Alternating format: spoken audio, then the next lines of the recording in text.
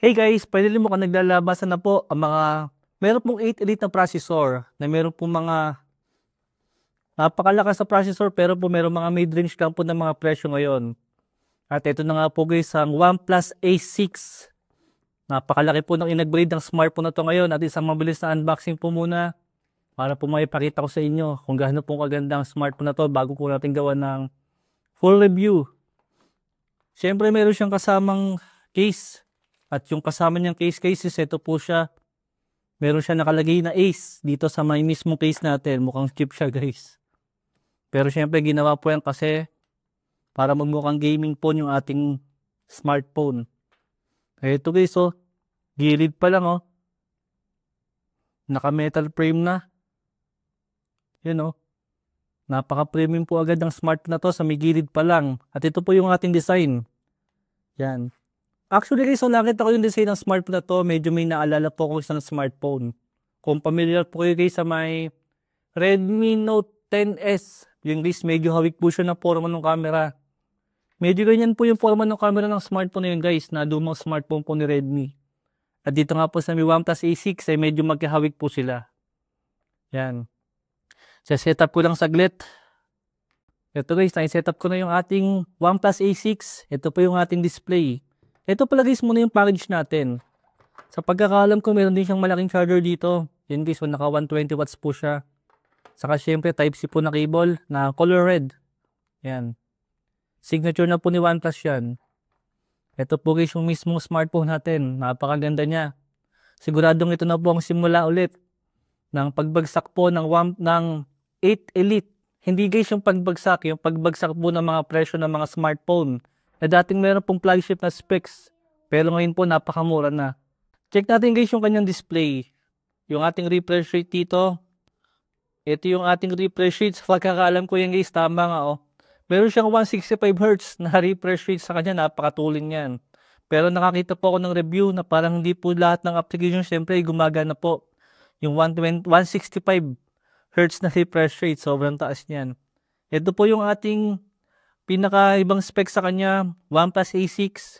Siyempre, base version lang po yung kinuha natin. Snapdragon 8 Elite nga po siya.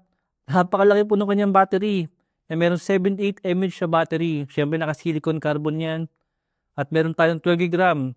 Yung ating camera cases, meron siyang 16 megapixel at 50 megapixel po na main camera at 8 megapixel ultra-wide.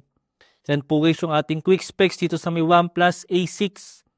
Siguradong marami na naman magkakagusto sa ganitong klase ng smartphone dahil alam niyo na po, dati pong napakamahal ang mga 8 Elite na mga smartphone. Pero ngayon po sigurado magmumura na po yung mga smartphone na meron pong 8 Elite na processor. At isa na nga po dito guys ang OnePlus A6. Kaya abangan niyo po yung pinaka full review po natin at yung syempre full review. Teka lang pala guys, ipakita ko na nga rin po pala sa inyo kung paano po maglagay ng tawag dito ng Google Play Store. Yan po guys, so syempre kaka-setup ko pa lang yan. Ang lagi ko pong unang ginagawa sa mga smartphone, syempre, tinatanggal ko po muna yung mga bloatware. Tingnan nyo guys, so kung gaano karami yan. Tatanggalin ko lang siya ng mabilis, tatapat ko lang dito. Then, at ito guys, tanggal na po yung mga application sa kanya ng mga bloatware. At ito lang po siya guys, click nyo lang po itong pinaka-app store niya. At dito po tayo magse-search ng Google Play Store. Yan. At syempre, ang unang lalabas sa atin yan yung syempre yung keyboard niya. Ang kailangan lang po ating gawin is i-download lang po natin yung pinaka-keyboard niya ng English. At tanggalin po natin to. Yan, check natin yung mga yan. Para ang lumabas lang po sa kanya guys ay yung English na QWERTY. Syempre, select keyboard. Ayan o. Okay na. Then search lang po natin Google Play Store.